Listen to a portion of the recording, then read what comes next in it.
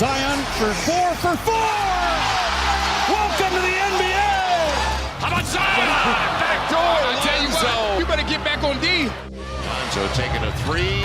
Big, huge three by Lonzo Ball. Here comes Ingram to the rack. Oh, hold on. Brandon with 2 on the clock for the win. Got it! 2/10 of a second to go. Last night it was the NBA suspending its season after Rudy Gobert of the Utah Jazz tested positive for the coronavirus. This hiatus will be at least 30 days. I really do believe that Brandon Ingram is the most improved player in this league. The NBA Board of Governors has approved a 22-team restart in Orlando, Florida at Disney World. Ernie, as you mentioned about Zion Williamson, he left the campus, and it was because of a medical reason with a family member. The Pelicans hope that he will return at some point before the restart, but they're not giving any timetable.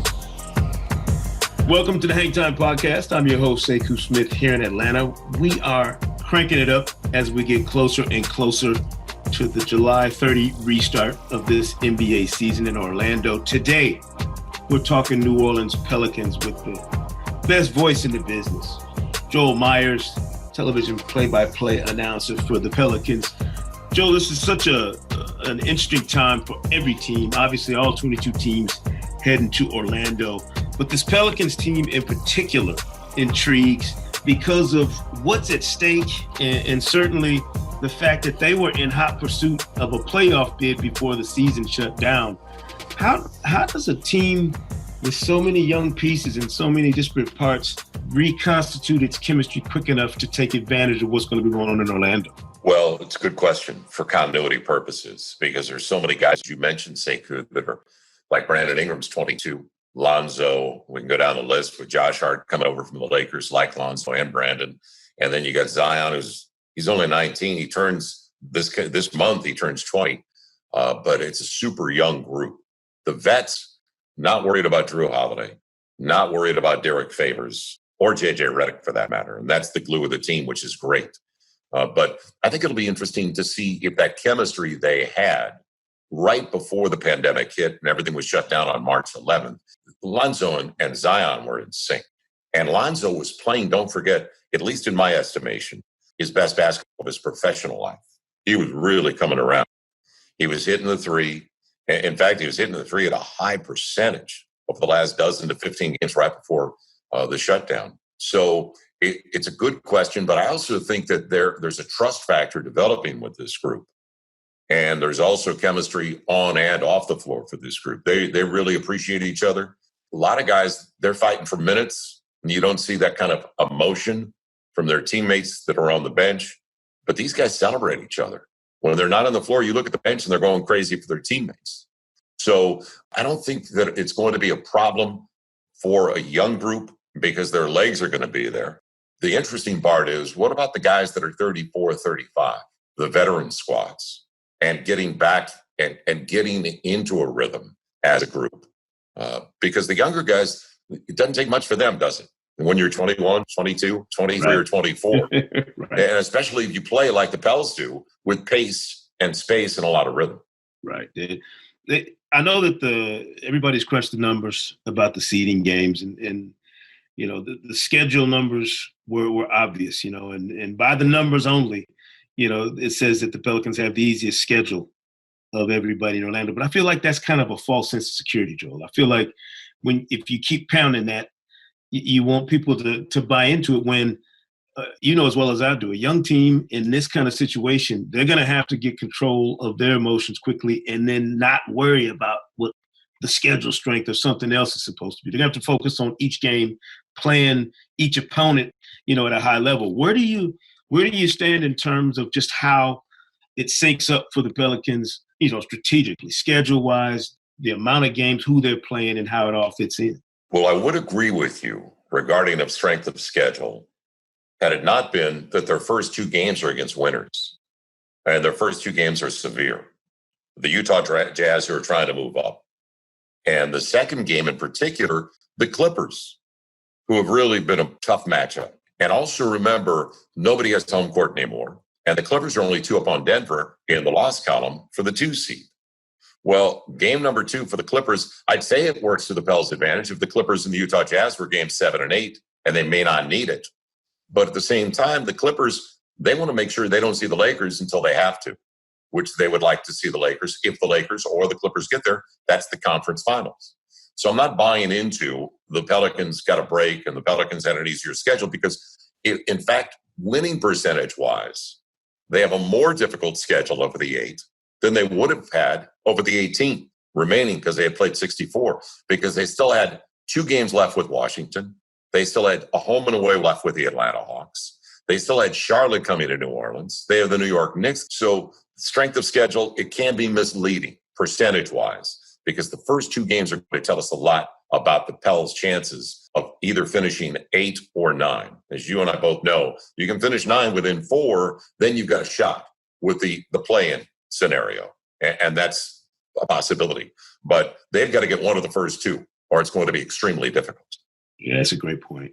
Zion has had such a roller coaster of a rookie season, if you will, just in terms of not being available early on. Then when we saw him finally, we get to see these bursts and flourishes of just next level athleticism and, finishing ability. I hear he's in great shape, and everybody attacked the downtime in their own way. What do you expect from him when we see him in Orlando?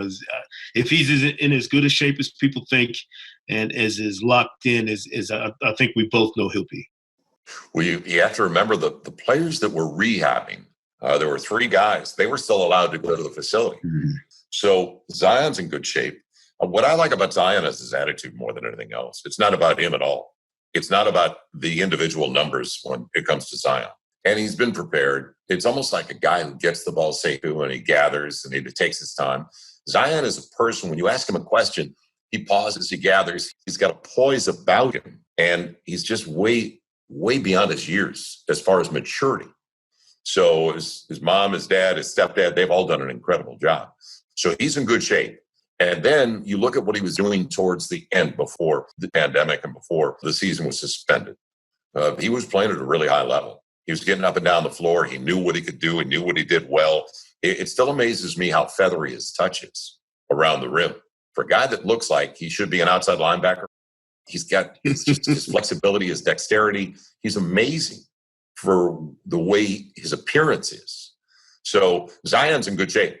I don't think that's going to be an issue at all. In fact, if they ask me how to coach this team going in, I want to run people because that's going back to the young legs the Pels have and the pace they can play with. So especially like a Utah team that's not going to have Bogdanovich in the first game and take Gobert as often as possible out of the equation, get up and down the floor, and don't let them play half court where he can protect the rim. So Zion's in good shape. And I ran into Josh Smith recently and seen other guys. They're in pretty good shape. They've taken care of themselves. There's a purpose, and there should be a purpose. These young guys should be on a mission right now. That's what it boils down to. You talk about young guys on this team, and, you mentioned Brandon Ingram, obviously, and Zion. You actually brought up a guy that I think has been a little bit overlooked this year in Lonzo Ball. The growth in him from, last season to now, has it just been about him grinding and diving in his work ethic, or has there been something that's pushed that? What changed for him from one season to the next in New Orleans? Well, when you get traded, doesn't that motivate you and challenge you even more? So the I'll show them mentality. And then he put in the time before, after. I mean, when they finished practice, he and Brandon Ingram are out there with Fred Vinson, the assistant coach. I mean, you can't believe the shots they get up there. It's like when a golfer finishes in a tournament at the end of his round and he goes over to the driving range. He doesn't stop. He continues to work. So I think that the motivation there, plus both guys have let Griff know, and he mentioned that recently in a press conference. He mentioned both guys are committed. They want to stay in New Orleans for the long term. They're developing an environment in that locker room where these guys really get along.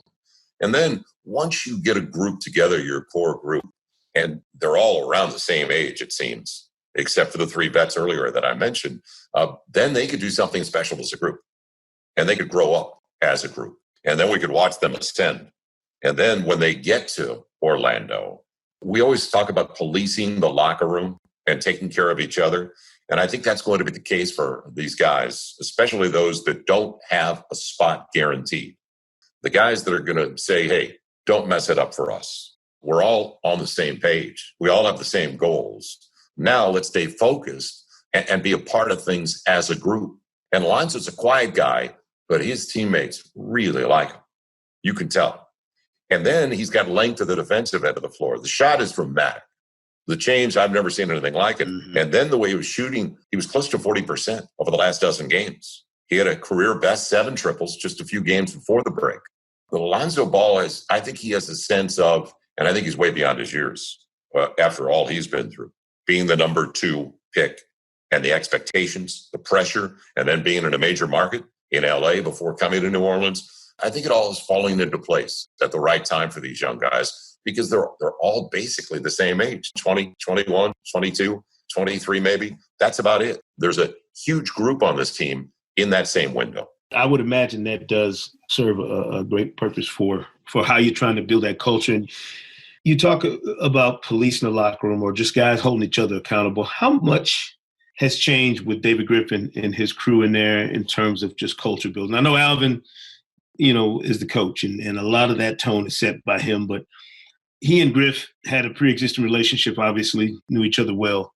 They'd worked together before. How critical a change is it to have that brand new culture, and that tone set by Griff and his staff for the Pelicans? It's massive. You can't underestimate it. Griff brought in Trajan, Langdon, Swin Cash. Remember that Hall of Famer Teresa Witherspoon, right? And she's helping out. See her a lot in the gym, back and forth between the G League team and Erie. He's kind of like the voice of reason. Been there, done that with somebody like Trajan and Swin and Teresa. There's a trust factor. The environment's dramatically different. It's the culture, the environment, just the vibe around the team is totally different. It's a major transformation, night and day from before, because everything before was kind of like, let's patch it around Anthony Davis. Now they're building for sustainable growth. It's not with Griff and everybody in the front office I just mentioned, it's not about today because they're building something that's going to be for the long term. And they've done an incredible job. And then Mrs. Benson, Griff said, we need to do this, we need to do that. Now, remember, this building is beautiful. It was only 7 years old, the facility. Blew it up. She put like $6-7 million more in to open things up to the specs that Griff wanted. So there's a total commitment, total investment all the way around. And this is only my 8th year with the franchise, but it's night and day. It's not the same at all. So I give Griff credit for bringing in everybody that he's brought in, because now there's the believability that what the Saints have done on the other side of the parking lot, because it's separate buildings. And what Sean Payton, Mickey Loomis, Jeff Ireland, their front office, what that group has done, it can be done on the other side with the Pels facility. Everybody believes that now. That's awesome. Joel Myers joining us here on the Hang Time Podcast, talking New Orleans Pelicans as we get ready to restart this NBA season July 30th in Orlando. Joel, we're headed to the happiest place on earth, so we got to get some keys to the Magic Kingdom for the Pelicans. When we come back, we're going to take a break and talk more Pelicans in just a minute.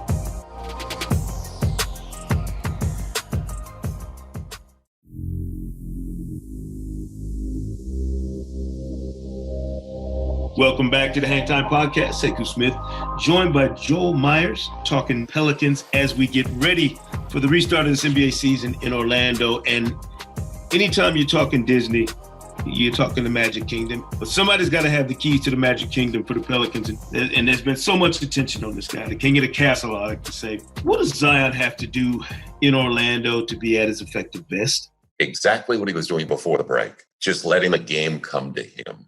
Because he's not going to be on the ball. He's off the ball. And then the communication, just keep up with Lonzo. Lonzo and Zion are developing great chemistry. So when you say, what does he have to do for the Pels to succeed? Exactly what he was doing before. Filling up the box slowly but surely, methodically. And he was super efficient doing that. If we're looking at the Beauty and the Beast scenario for the Pelicans in terms of matchups in the playoffs, what's the beauty matchup for the Pelicans in Orlando in the playoffs if they get there? Well, if they get there, it's the Lakers because he had the trade. Going back to LA for the first time with Brandon Ingram and Lonzo and Josh Hart. There was a buzz. There was an electricity in that building. So there's no guarantee that they're going to make the playoffs. But yeah, it would be. Hollywood couldn't script it. No question. What's the beast matchup? Which one do you think, if you're looking at on paper, this is the one you'd want the Pelicans to avoid? Clippers. They didn't match up with Montrezl Harrell. Speaking of beast, he was a bully. He got what he wanted. Now, Zion can negate some of that, putting a body on a body, but there's experience on the side of Montrezl Harrell. He belongs and he knows it. So, and then they're a deep squad. So from my perspective, Clippers, bad matchup. If there's one thing that the Pelicans have to let go of on the way to Orlando, what do they leave behind in terms of regular season tendencies if they want to be successful? Turnovers. They cleaned it up from time to time, but they can't win at a great rate in Orlando if they're turning the ball over 18 to 20 times a game. They play with pace, so there's going to be more possessions anyway, as we both know. So if they could limit their turnovers between 14 and 16 a game, they have a really good chance to succeed. We get a genie and they get 3 wishes for the Pelicans in Orlando. What would the 3 wishes be? Well, my number one wish is to see Brandon Ingram playing at a really high level, like the first 25, 30 games of the season, and then the last 10 before the pandemic. Brandon Ingram, he's going to be a really, really solid player for a long time, an all-star, an all-NBA level talent. So that's my first wish. The confidence factor in his game, his stroke. He's a wonderful young guy. It's easy to be around and to pull for Brandon Ingram. Number 2, Lonzo Ball, just do what he was doing. I mean, he was the last 15 games before we suspended the season. Lonzo Ball was playing at a very high level, and he was not forcing things. Turnovers were down because the ball's going to be in his hands. And probably the last thing, Drew Holiday's defense, whoever it might be, because remember, they swept during the regular season. Drew Holiday's defense is as good as you'll find on the perimeter in the NBA. Drew being sound, being healthy, and then the natural leader that he is, I like Drew Holiday against anybody at the defensive end of the floor. I love some of these young teams who are going to be in this bubble environment, Joel. And as you mentioned, the Pelicans have a host of young guys in some in their teens, some in their early 20s. Which Pelican shows up and is the rowdiest fan at an opposing team's game? If Josh Hart's on the bench, okay, Josh is a feisty guy. See, what I love about Josh Hart's game is he plays hard all the time. He doesn't waste any time or any possessions on the floor. I'm glad you brought it up, though, Sekou. Here's, to me, what could be fun for all of us, because hopefully we don't pump in crowd noise and everything else. The bench. See, the bench and the sounds from the bench employing their teammates are calling out ice, switch, backdoor, and helping your teammates on the floor. And the Pelicans, as I said earlier in our conversation, that's what the Pels do really well as a group. They care about each other. They're trying to help each other. So I want to see, chemistry-wise, who's not in the game, as you bring up, who's going to be the guy? Nickeil Alexander-Walker, Frank Jackson, they're all in for their teammates, and that's really healthy. These guys are young fashion plates, I know. Who's most likely to keep up their fashion game in Orlando? Who's got enough clothes to pack? Well, I think the young guys, Lonzo, Josh, Nickeil Alexander-Walker. I think the young guys, they're on top. So I wouldn't put anything past them. I think they're going to be prepared when it comes to the fashion game. We may lead the league. I'm talking about overall depth in the fashion. We're pretty strong there, very strong there. Depth in the fashion game. And Brandon Ingram, too. Depth in the fashion game. That might be a new stat we got to get. New advanced metric. Depth in the fashion game. Finally, everybody goes into the bubble with huge dreams. So if we're talking perfect scenarios for the Pelicans, get a fairy tale ending here. They not only get there and tear it up in the seeding games, make the playoffs, just do the unthinkable. What's the scenario you could see, dream scenario, where the Pelicans could actually get their hands on a Larry O'Brien trophy in Orlando? Well, that you got to get up a seventh game in the first round. To me, that's where it starts. See, these are playoff games. The dream scenario is first they got there. Okay, they're included. These guys that came from the Lakers that we've been talking about, the Lakers, they haven't been to the playoffs for 6 years. These guys never had reps like this. So every game building up to, those are playoff games, all 8. And then if you can get 5 or 6 wins out of those 8, then go to game 7 in the first round. Then take a really good team, whoever that might be, to a 7th game and put doubt in their mind. If you can get that and you can grow that way, then all of a sudden you're making a statement to the rest of the league that you can't be taken lightly. So I'm not going to get past the 8 games because the 8 games to me are meaningful reps for a super young team. And I think J.J. Redick said it best when he had that conversation with Zion. You remember at the beginning of the he said, I've been to the playoffs every year I've been in this league, so don't, what it up.